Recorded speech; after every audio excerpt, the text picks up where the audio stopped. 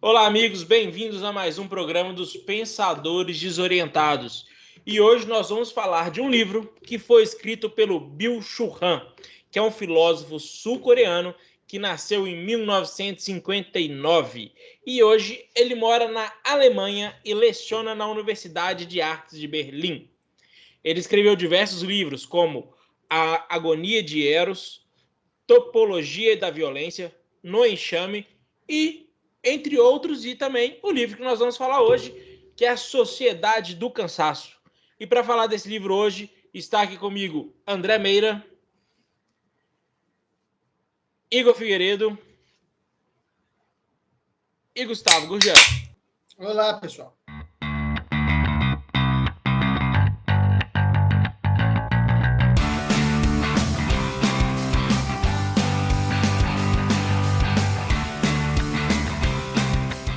No livro A Sociedade do Cansaço, Byung-Chul Han caracteriza a sociedade atual como um cenário patológico de distúrbios neurais, como depressão, transtorno de déficit de atenção, hiperatividade, transtorno de personalidade, burnout, entre outros.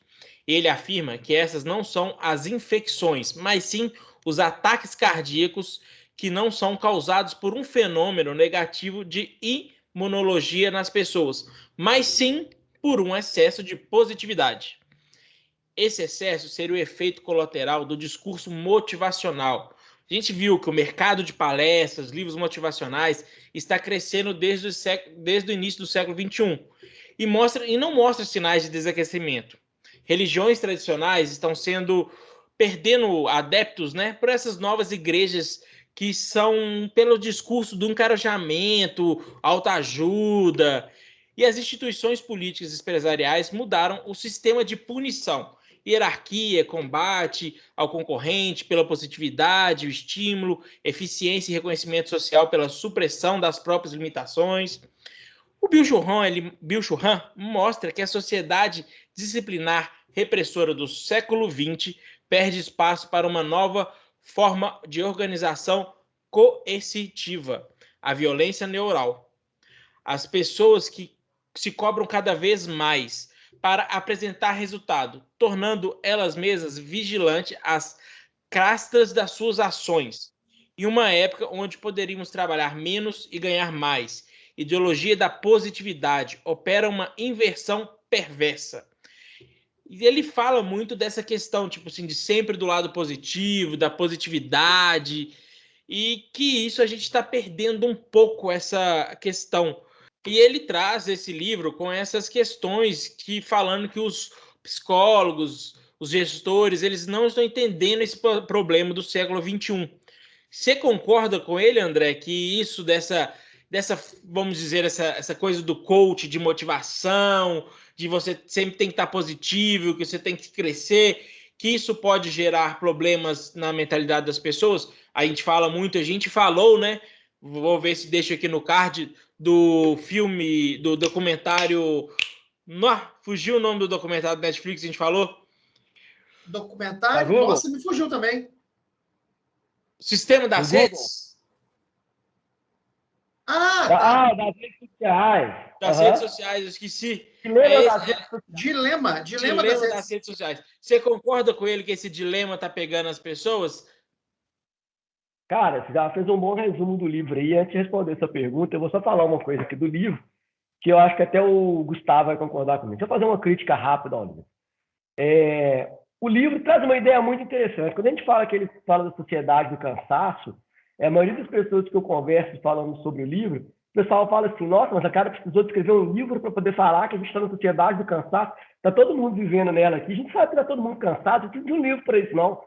Só que assim, cara, ele traz uma ideia de um livro que ele faz uma leitura muito mais coerente, muito mais interessante do que simplesmente, nossa, estou trabalhando para caramba, estou cansado.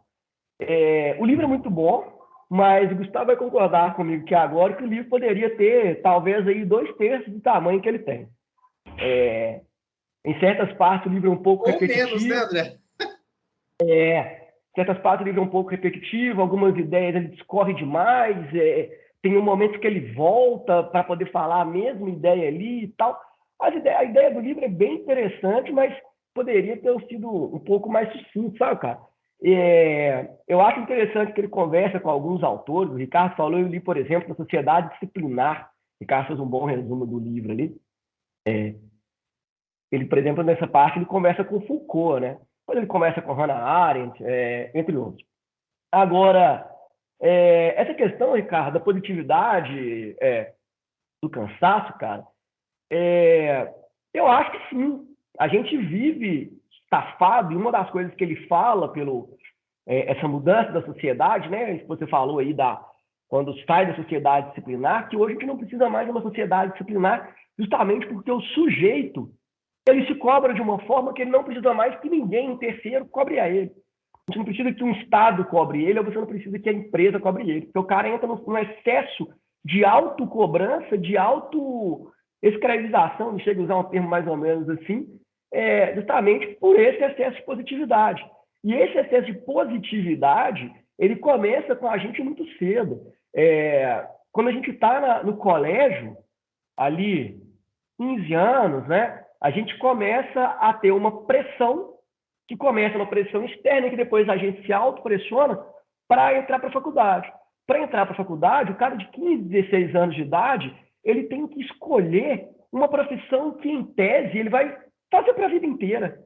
Como que uma pessoa com 15 anos, vocês lembram quando vocês tinham 15 anos, cara? Vocês queriam escolher uma profissão para a vida, vocês queriam balada, queriam festa. Quantas pessoas que têm a capacidade de realmente escolher com 15 anos o que vai fazer? Né?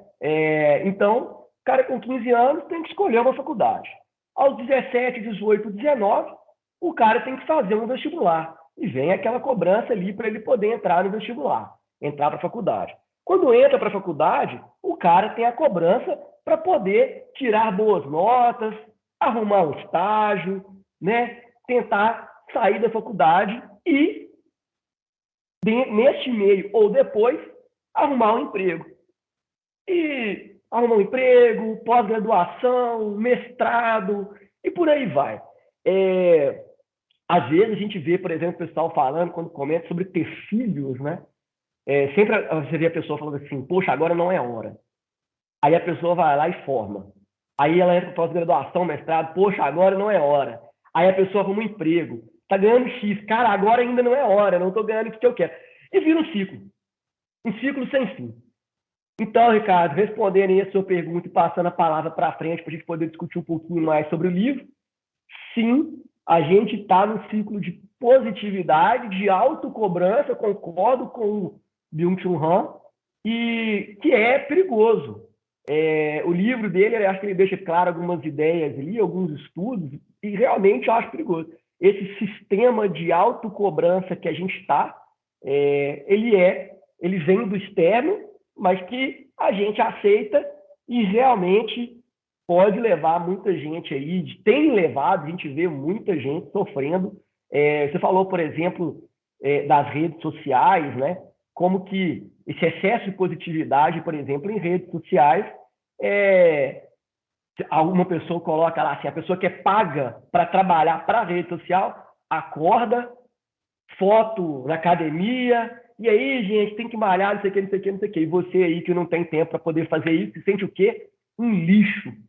Porque o outro coloca na sua cabeça que você tem que fazer uma coisa que muitas vezes não consegue.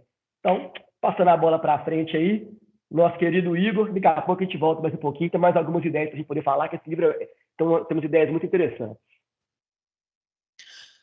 Bom, e é legal do livro, né? Que assim, às vezes quem está aí nos assistir pensa, mas a positividade não seria algo legal, né? As pessoas não têm que buscar mesmo ser positivas, ter uma cabeça para frente, porque se ficar negativa, pensando coisas ruins, energia vai trazer, mas a questão não é essa. A questão é que vou colocar aí a nossa geração, né, que é a geração Y, os millennials, ela carrega com si um fardo de uma cobrança, né, muito pesada.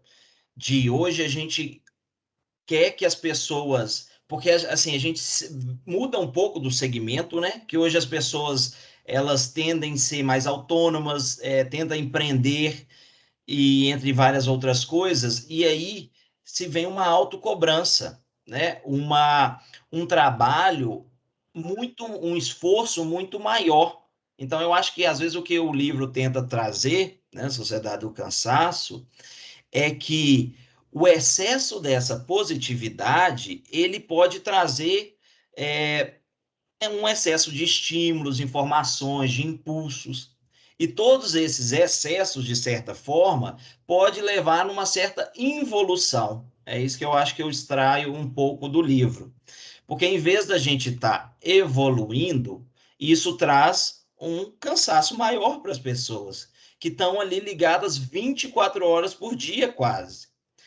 E aí a gente para entender o estado atual que a gente está, a gente às vezes precisa pensar nos nossos antepassados.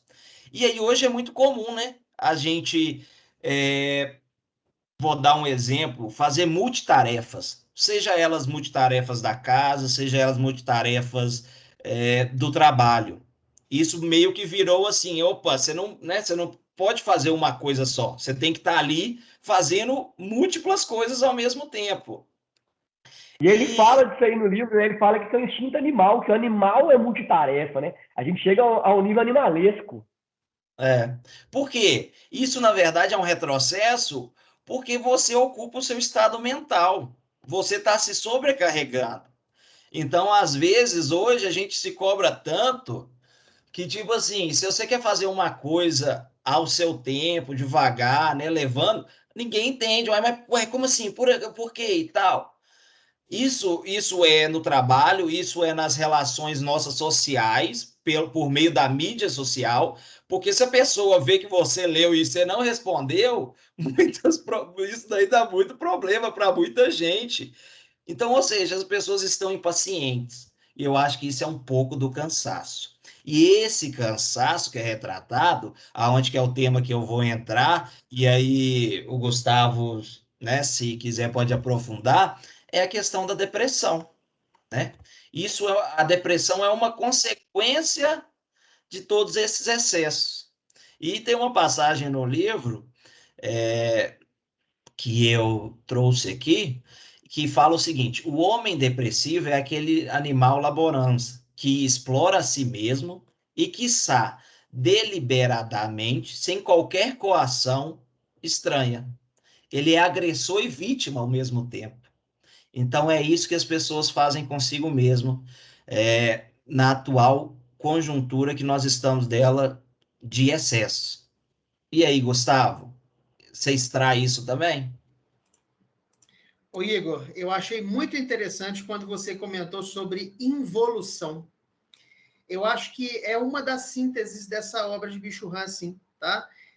Porque é apresentado um mundo em que as pessoas estão constantemente com a atenção à flor da pele, sendo demandadas o tempo todo para serem multitarefas, você falou essa palavra, né? Isso realmente é tratado no livro, e está sempre se trabalhando, acorda-se cedo, trabalha-se, dorme, prepara-se, qualifica-se o corpo para correr atrás de um objetivo que ele nunca é conquistado, porque a meta está sempre à frente daquilo que se conquista, né?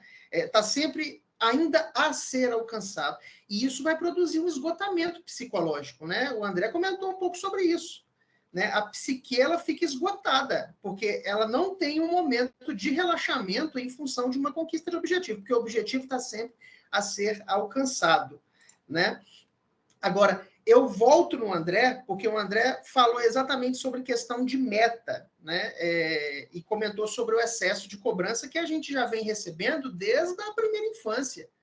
A escola já impõe essa cobrança e já nos coloca uma realidade que vai ser o mundo que nós enfrentaremos no futuro, que é um mundo de competição, um mundo cruel, um mundo onde não se aplica o amor de família, o amor de pai, a complacência, a flexibilidade de um lar. O mundo é cruel, é isso que é estabelecido na cabeça das crianças também, né? E a gente é preparado para competir desde a pré-escola. O André falou isso. E para ilustrar isso que o André falou, eu vou pegar aqui uma citação do livro. O livro, pessoal que nos assiste, é esse aqui, ó. Não sei, tá dando reflexo muito aí, Ricardo? Acho que não, né? Não, dá para ver legal. Tá beleza, né? Então, para ilustrar isso que o André falou, a gente recupera aqui o livro, na sua página 85, onde ele diz, Bicho Han diz, o sentimento de ter alcançado uma meta não é evitado deliberadamente. Ao contrário, o sentimento de ter alcançado uma meta definitiva jamais se instaura. Tá vendo? Ela é inalcançável. Não é que o sujeito narcisista não queira chegar a alcançar a meta. Ao contrário, não é capaz de chegar a uma conclusão. A coação de desempenho força-o a produzir cada vez mais. E assim jamais alcança um ponto de repouso e de gratificação. Vive constantemente num sentimento de carência e de culpa. É exatamente isso que o André relatou, né? E para avançar na discussão, eu vou pegar a parte da multitarefa, né? A gente tem também no livro, mais uma vez, duas citações muito interessantes, que fala desse homem multitarefa que, na verdade, nunca entra em repouso, né? Que é um animal, né, ele faz uma comparação com o mundo animal. Um animal ocupado no exercício da sua mastigação, da sua comida, tende a se ocupar ao mesmo tempo também com outras atividades. Deve cuidar para que, ao comer, ele próprio não seja comido. Ao mesmo tempo, tem de vigiar sua prole, manter o olho no seu parceiro. A vida selvagem é isso, Bicho Han diz no livro, né?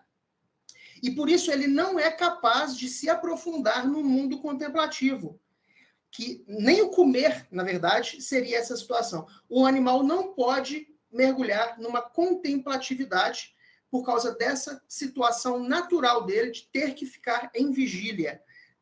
E isso está sendo colocado para nós. Uma realidade muito semelhante a essa do mundo animal está sendo imposta para a raça humana, que Bicho Han entende que precisa desenvolver a capacidade contemplativa. E, para encerrar, ele faz uma citação de Nietzsche, na página 37, onde ele diz: por falta de repouso, nossa civilização caminha para uma nova barbárie. Em uma outra época, os ativos, isto é, os inquietos, nunca valeram tanto. Assim, pertence às correções necessárias a serem tomadas quanto ao caráter da humanidade fortalecer em grande medida o elemento contemplativo. Eu não sei se você concorda, Ricardo, mas esse encerramento nessa citação de Nietzsche, ele está exatamente pedindo para que a humanidade pare, produza a contemplatividade que é natural da raça humana em função das suas capacidades de abstração e abra mão dessa imposição externa do mundo selvagem, que não seria a nossa realidade. Não sei se você concorda com essa leitura. Concordo, né? O mundo selvagem é praticamente aquele trabalho enquanto eles dormem, né? Então, ou seja, enquanto eles estão dormindo, você tem que ficar de olho, correndo atrás. Eu acho que esse livro do Bill Churran, ele tenta falar um pouco mais do que está acontecendo hoje, mas eu gostei muito da reflexão do André, mostrando que isso acontece há muito tempo, né? A questão da vida acadêmica, por exemplo, é uma das coisas que a gente são poucos e que sabem que querem fazer, né? E nem sempre sabem muito bem o que querem fazer. Eu posso dar o meu exemplo. A gente formou, né? Formamos juntos. Formei em Relações Internacionais e eu quis fazer Relações Internacionais por ter participado da Mini-ONU, que é uma simulação das organizações internacionais que é oferecida por uma faculdade aqui em Belo Horizonte. E foi onde eu decidi. Depois eu descobri que não era nada do que eles falavam lá, mas foi por isso. Então, mas eu tinha uma ideia fixada na minha cabeça, mais porque eu tinha entendido e não por o que ele realmente era. Tanto que no meio do curso eu pensei em mudar, mas acabei desistindo. Mas eu vejo muito que ele fala isso hoje, questão puxando um pouco do dilema das redes, que eu lembrei agora o nome do documentário da Netflix. Eu acho que é muito isso, sabe? Hoje a gente nas redes sociais, eu acho que é o principal onde difunde mais essa visão de que você tem que estar sempre positivo, sempre alerta, sempre fazendo. Sempre, as redes sociais, elas não mostram as pessoas não mostram seus momentos tristes, só seus momentos felizes. E você acaba achando que todos os momentos são felizes. E você, por ter um momento triste, você se cobra por isso. Você se cobra, por assim, mas as pessoas que eu gosto e que eu sigo não têm isso. Não é que elas não têm isso, elas só não preferem não mostrar isso. As redes sociais estão fazendo umas coisas com a gente que eu vi até outro dia. Eu estava vendo um humorista aqui de Belo Horizonte, chama Paulo Araújo. De verdade, ele é de Divinópolis. Não sei se alguém aqui conhece ele, muito bom. Conheci ele pessoalmente por causa do estúdio. Muito simpático, gente boa. Ele mostrando a questão de. Falando, né? Ele não falou essas frases, ele só mostrou que, tipo assim, ele abateu 50 mil seguidores no Instagram e o pessoal falando que era pouco. Ele falou assim, gente, vocês sabem que são 50 mil seguidores? Aí ele postou uma foto do que seria 50 mil pessoas. É muita gente. E hoje a gente se assusta achando que os números têm que ser astronômicos. Aí eu não lembro quem que eu vi falando que se você fala para 30 pessoas, você está falando para uma sala de aula.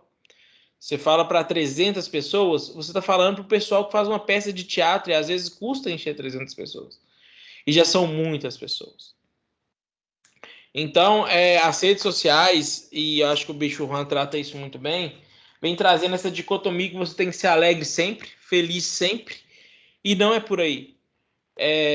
O que a gente mais vê hoje, inclusive com função da pandemia, é a síndrome de burnout, que é uma coisa que tá todo mundo, muitas pessoas tendo, que é o excesso de trabalho. É o excesso de trabalho não só para você. Se você trabalha, às vezes você trabalha com você tem uma empresa. Você não se sente só você tem que trabalhar para a empresa. Você tem que fazer vídeo para o Instagram, você tem que fazer não sei o que para o YouTube, você tem que aparecer em tal foto, você tem que bater uma foto assim, assim, assada. Aí você está trabalhando, já está olhando para o lado aqui, dá uma paisagem, o seu cérebro não para. E com isso você acaba pirando. Tem um staff mental, você não Ô, consegue pensar. Ricardo, eu, Oi. eu queria até te usar como exemplo, já passando um pouco para frente, porque eu acho que ele retrata, porque na sociedade antiga era um meio que disciplinar, né? Então você estava ali trabalhando.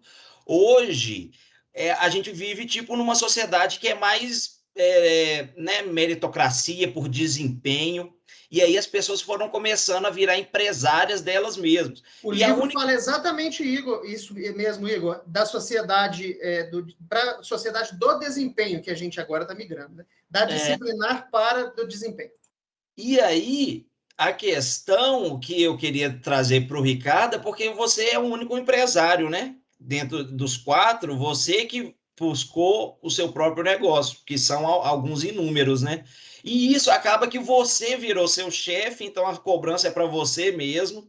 Você não deve ter descanso, você não tem férias, você não tem final de semana. E o que que gera isso, né? Então, você, eu acho que dentro né, do programa de hoje, é uma das pessoas que pode até testemunhar muito mais essa sociedade do cansaço, porque você vive nela, né, diariamente. Vive sob a necessidade do desempenho, né? Sim, quando eu tava falando um pouquinho, eu tava pensando muito em mim também, né? Porque é exatamente isso. Você quer estar em todos os lugares, fazendo tudo, você pensa em tudo. A gente hoje não, pelo menos eu, acaba que eu não descanso, não dorme. Não tem final de semana. Às vezes o sair da sua rotina quebra muita coisa. E isso é muito complicado. Até mesmo amizades, né? A gente acaba que por mais que eu esteja nessa situação, acabou que teve uma pandemia no meio do caminho. Mas antes da pandemia eu já não encontrar amigo, o que, que era isso? Ter final de semana, já não sabia o que, que era. Isso é ruim. Esse livro eu li porque eu estava gravando, tá vendo? Eu estava trabalhando, gravando um vídeo para o YouTube, filmando, né? Um professor de filosofia que chama Lucas Rocha. Participou aqui com a gente de um programa. E ele estava falando desse livro. Quando ele falou desse livro, eu me enxerguei muito nele. Por isso que eu comecei a ler. Mas é complicado. É exatamente isso. Antigamente, vocês, acho que a maioria dos pais de vocês, até o meu, entravam numa empresa e ficava lá a vida toda. Era a sociedade a disciplina. Disciplinava, sabia ali, fazia aquele serviço, se ganhava dinheiro lá, crescia lá dentro. E hoje não é mais isso. Hoje, antigamente, quando eu saí do meu primeiro emprego, Vocês já devem ter escutado isso. Quando eu saí do meu primeiro emprego, eu saí no período de experiência. Trabalhava como estoquista. E a primeira coisa que me falaram de uma empresa de RH, faz outra carteira, porque 3 meses vai sujar a sua carteira. Hoje, ninguém fica mais de 1 ano dentro de uma empresa. Hoje a rotatividade é muito grande. Antes, quando a gente começou a entrar no mercado de trabalho, se você saía com menos de 1 ano, era melhor você trocar a carteira, porque aquilo manchava seu histórico profissional. Até isso a Então, pandemia quebrou, né? É um paradigma que ela exatamente. quebrou. Então é complicado. Eu até estava brincando hoje com o André, falou que estava de plantão. Eu falei, eu não sei nem o que é final de semana. Não foi, André? Antes de começar a gravação. Vou deixar ele falar um pouquinho também. Ô, Ricardo, inclusive você falou aí trabalho enquanto eles dormem, né? Você citou um convidado nosso aí, Lucas, agora eu vou citar outro, que estava conversando com um Rafão, foi nosso convidado no nosso programa sobre o Afeganistão, né? Outro dia, um comentário no LinkedIn, que é uma rede social para trabalho, né? Mais uma rede social focada para trabalho. E alguém falou um trabalho enquanto eles dormem e tal, aí ele falou, tudo bem, trabalho enquanto eles dormem, mas eu tô em referência aos japoneses, né? Quando os japoneses estão dormindo, eu vou trabalhando aqui, né? Pegando essa aí do curso. Então a gente pode ir nessa. A pegada que o Byung-Chul Han fala também, ele não fala só da questão do trabalho, né? Ele fala que é o tempo inteiro. O Igor está ali com 2 meninos, 2 crianças, tá gravando com a gente aqui, mas pouco antes da gravação estava tomando conta dos meninos ali, resolvendo ligação, quer render no emprego, quer render dentro de casa com o pai, quer render como marido. Então, assim, esse tipo de autocobrança, que é o que o Churran fala, né? É o tempo inteiro, cara. A gente se cobra o tempo inteiro. E voltando nessa autocobrança, voltando ao que eu falei na minha primeira fala, e o que o Gustavo falou, o Ricardo também falou, desse ciclo que parece que não acaba, esse quadro que está aqui na tela, esse quadro aqui é interessante para poder a gente pensar o que a gente faz. Chama o Tonel das Daneides, o quadro. Não vou contar a história do Tonel das Daneides, porque a história do Tonel das Daneides não tem a ver com a colocação aqui. Mas a imagem fala por si só. As mulheres estão ali enchendo um vaso, né, um recipiente, enchendo o vaso, e a água vazando o tempo inteiro. Elas colocam mais água, a água vaza. Elas colocam mais água, a água vaza. Que é o que a gente vem fazendo com a nossa vida o tempo inteiro. A gente vem colocando, traz uma coisa para a nossa vida, coloca ali, isso vaza. Parece que não tem um recipiente que caiba para a gente na sociedade de hoje. Talvez falte para nós, né, como pessoas, como indivíduos, a capacidade de descobrir por que tudo na nossa vida a gente está deixando vazar esse vaso da nossa vida e fica vazando o tempo todo. A gente tentar descobrir para cada um, né, como sanar esse problema, que muitas vezes o problema não é simplesmente a gente pegar coisas e ir colocando dentro aí do nosso tonel, dentro da nossa vida, mas o que a gente está fazendo com o que a gente está trazendo para a nossa vida e como que a gente está trabalhando isso. Se a gente está deixando vazar, se a gente está retendo, e se realmente o que a gente vem trazendo, a gente tem que reter. Vocês falaram aí, por exemplo, da troca, né, da autoridade, que é o que o Foucault fala. Existe uma teoria que é o viés da autoridade. O viés da autoridade, o que é? A gente tem o costume de pegar uma pessoa que é influente numa determinada área e escutar essa autoridade trazer para a gente, né? Por exemplo, você está com uma dor de cabeça, você procura um médico. O médico é a autoridade que vai te falar o que você vai fazer para poder curar a sua dor de cabeça. O que a gente tem na rede nos dias de hoje é isso que vocês falaram agora, por exemplo, as redes sociais. Quem que são as autoridades que a gente coloca na nossa vida hoje em dia? O Zé Ninguém que montou uma rede social e é famoso porque nada. Porque o cara simplesmente tem uma rede social lá e fala alguma coisa legal de vez em quando, ou que parece ser legal, se torna uma autoridade para a gente começa a trazer a ideia daquele cara como uma autoridade talvez em nada, um coach que o Ricardo falou, por exemplo, a gente vai trazendo aquilo ali e colocando dentro das nossas perspectivas, mas aquilo não é nosso de verdade. Aquilo é alguém que está trazendo para a gente coloca, enche e deixa aquilo vazar. E não fica para a gente de verdade, não fica retido de verdade. E a gente está vazando o tempo inteiro, até chegar no que vocês falaram aí, por exemplo, né? Até o cara surtar e ter um burnout, porque ele traz coisa para a vida dele, faz, e nunca chega a lugar nenhum. Um famoso aí, do Rei Leão, né? O ciclo sem fim, o Rei Leão fala lá do ciclo da vida, que é o ciclo do trabalho, o ciclo do dia a dia, o ciclo do rendimento. A gente ouve falar o tempo inteiro em meritocracia. Você tem que trabalhar para poder conseguir chegar em algum lugar pelo seu próprio esforço. Será que realmente a gente chega onde que a gente quer por esforço? Porque a maioria das pessoas que eu conheço que são esforçadas pra caramba não chegaram onde que queriam, não. Conheço, óbvio, a gente conhece quem chega, mas nem sempre. É gente que rala pra caramba e não chega. Aí um cara chega... né? É uma parcela mínima. Aí um cara que chega, tem um LinkedIn legal, tem um Instagram legal, ele vira autoridade para a gente se inspirar no cara e falar, beleza, eu vou ser aquele cara. Será que você vai ser aquele cara? A gente deixa de ser a gente, né? E muitos, às vezes, falam demais e nem são, né? Quantas pessoas a gente vê falando que vem vender cursos de como ser e como fazer e nunca conquistaram nada, mas estão ali vendendo o curso daquilo e às vezes estão ficando milionárias com isso, mas o que elas deviam ensinar não era como fazer isso e aquilo, e sim como enganar bobo vendendo curso. Esse negócio que você falou, Ricardo, de pessoas ficando milionárias vendendo soluções fáceis, né? Entregando qualquer coisa para um imenso vazio onde as pessoas não conseguem preencher. Essa é a grande verdade, né? Quando a gente vê coisas muito desqualificadas, vendendo muito e produzindo muita riqueza, algum vazio ela está preenchendo. E nada fica vazio, né? André, essa análise sua da questão do enchimento do vaso eu achei simplesmente fantástico, tá?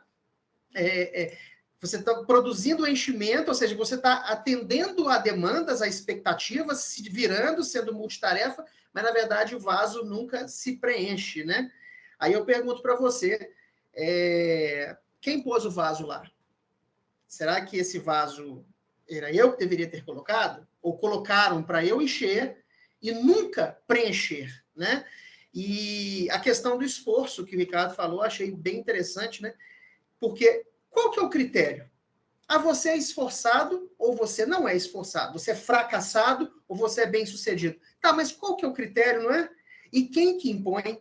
É esse mundo externo que a gente não consegue visualizar, ou pelo menos encontrar de forma palpável, que nos impõe uma infinidade de regras e procedimentos e objetivos que a gente muitas vezes não sabe nem explicar, né?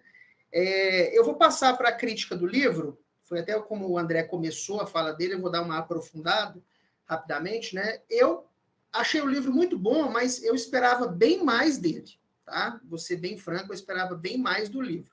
É um livro muito curto, cujo assunto é bastante profundo e o livro, de uma certa forma, ele não aprofunda, na minha opinião. É um livro caro pela sua estrutura, eu acho, e que entrega muito pouco. Só que é um livro de garimpo. Eu falo isso muito com o André, a gente conversa muito sobre isso, né? É um livro que ele consegue gerar uma influência e um debate, como a gente está fazendo aqui agora, em função de alguns pontos que você precisa garimpar na sua estrutura. É um livro de garimpo, é um livro de fichamento, né? Entrega muitas frases de efeito, né, que casam absolutamente com a realidade objetiva de muitos trabalhadores do tempo presente, né? E parece que foi feito, pelo que eu entendi do livro, né, porque são mais de 100 páginas, pouco mais de 100 páginas, que poderiam ser reduzidas talvez a um terço ou até menos, né? Mas o livro tem muitos devaneios isolados, momentos distintos, coisas que não casam, mas quando você consegue fichar e garimpar, ele fica interessante para a gente fazer essa discussão, né? E para finalizar a minha fala de hoje aqui, eu vou voltar na questão do documentário que o Ricardo comentou, que a gente conversou sobre ele, né? Que é o Dilema das Redes.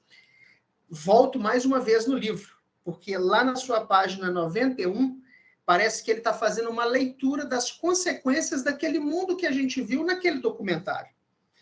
Acompanha comigo aqui, ó. Também os novos meios de comunicação e as técnicas de comunicação estão destruindo cada vez mais a relação com o outro.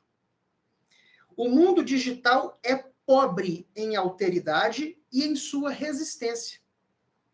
Nos círculos virtuais, o eu pode mover-se praticamente desprovido do princípio da realidade entre aspas, que seria um princípio do outro e da resistência. Ali, o eu encontra-se, sobretudo, consigo mesmo.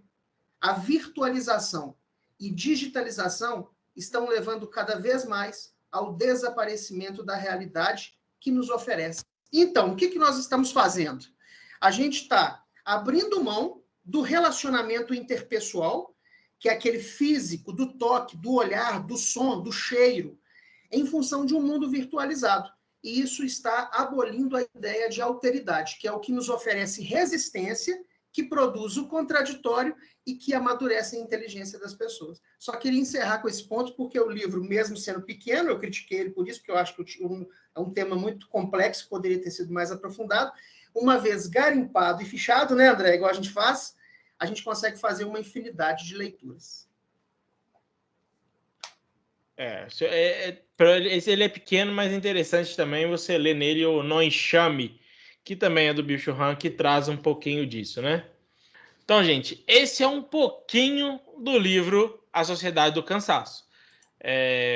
Se você tiver interesse de ler, ele está disponível na Amazon, tanto em físico, como o Gustavo está mostrando, como em Kindle, como o André e eu compramos. Então, muito obrigado a todos que assistiram esse vídeo até agora.